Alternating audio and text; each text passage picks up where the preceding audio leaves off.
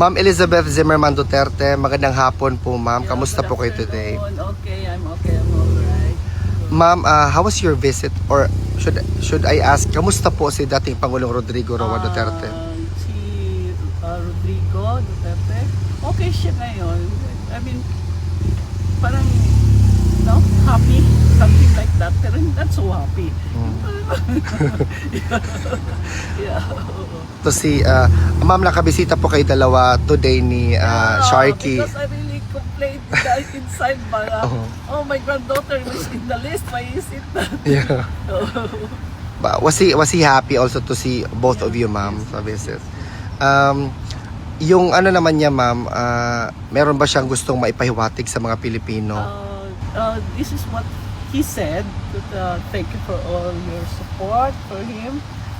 It is giving him strength also. And then she said, no regrets of what I have done for the Filipino people. Yun ang sabi.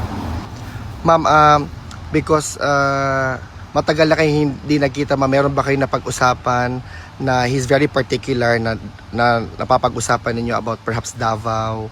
Yeah, I said Davao is peaceful actually, at maayo man ang pagkakuha ni Sebastian, pagkadala, and besides, Davaoenos are disciplined.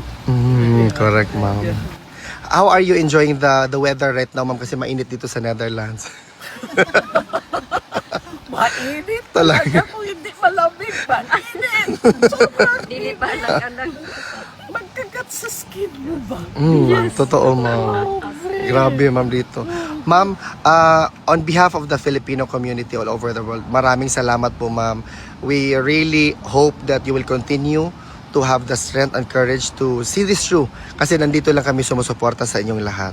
Thank you also for everybody, for the Filipino people, for their undying support to us. It has also given strength to us.